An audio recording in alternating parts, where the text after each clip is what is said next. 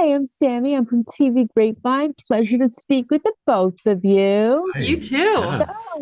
Tell me about a little bit about your favorite parts about working on this past season. It's so exciting. It's so wonderful. I can't wait to see everybody's reaction. Oh, us too. There are so many great things about this story. There are so many different ways to access it. But I think, particularly the way that we can see, kind of watch Paulo make his way through the medical system as an allegory through Benita, right? So we've got this woman who's meeting this guy, and we watch her kind of fall in love with him. And we watch this at the same time we watch these doctors meet this researcher and sort of fall into the medicine. So my favorite thing is these two stories that don't feel like they necessarily could tie together, that we hope to tie together, and have them affect each other in ways that you're not expecting in the show. And for me, look, as the creator of season one, what I'm most looking forward to fans seeing is how this show really took what was set in season one and evolved at every step of the way. Like I feel like the storytelling is extraordinary, the character work is extraordinary. I feel like the messages that are trying to be imparted about the healthcare system take all of what I think were amazing parts of season one and just hyper focus it and elevate it at every step of the way. So I genuinely think that fans of season one are going to find something that is really going to hook them in season two, and that we hopefully will have an opportunity to expand our fan base with everything that Ashley Michael and her team did on this season, and make it bigger and better, because it really is. Nice. And what would you say was the biggest challenge about working on this season, other than, the strikes and everything else that was going on? Other than COVID and the strikes and all that stuff. Honestly, there was so much story to tell, and I find that, as two verbose people, I think we both find that difficult.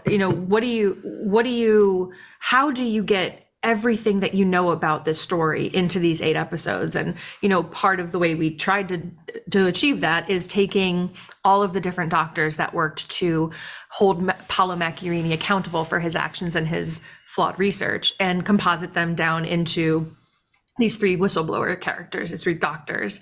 And I'm really excited for people to meet these characters, because they only exist in our show. And I believe that they couldn't be told better by anyone than they are by Luke, Ashley, and Gustav, the actors portraying them. And it's so fun to watch them together. So that's always the biggest challenge for me, I think, is figuring out how to tell all of the story that you want in the limited time that you have. Well, look, for me, it's going to be a little bit more of a global look at creating true crime in general, and we've worked on three shows together, and the part that always is the scary part for me is how you approach the victims, right? And how do you ensure that you are treating them honestly and respectfully, and giving them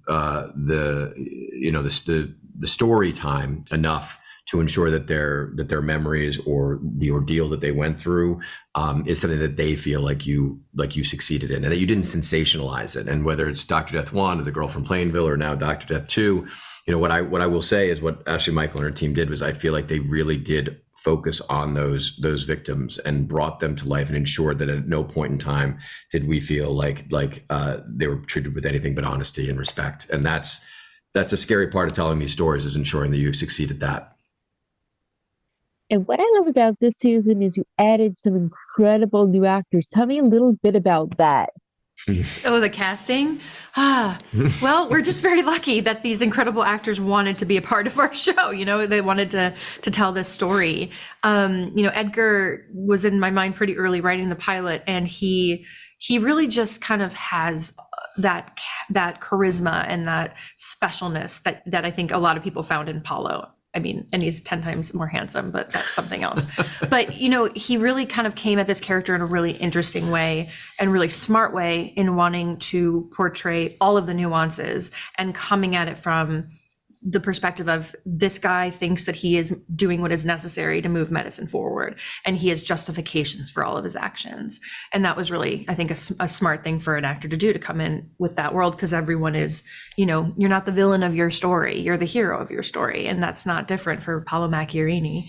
And then obviously we have Mandy, who we're just so thrilled wanted to be a part of the show. I mean, she brings in such a nuanced performance, and she's definitely one of those people. I think across the board, they're all people that I'm like, I can't imagine anyone else. You are the only person that could play these characters, and that goes for the whistleblowers as well as our deep. We have a deep bench of a cast. We've got Judy Reyes and Jack Davenport. We got really lucky with the people that saw something in this story that they wanted to share and tell.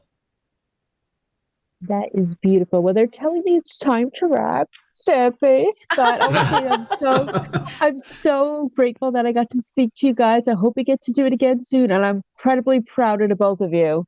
Thank you so much. Thank you very much. Very much. Have a wonderful evening. Thank you. Happy holidays. Happy holidays.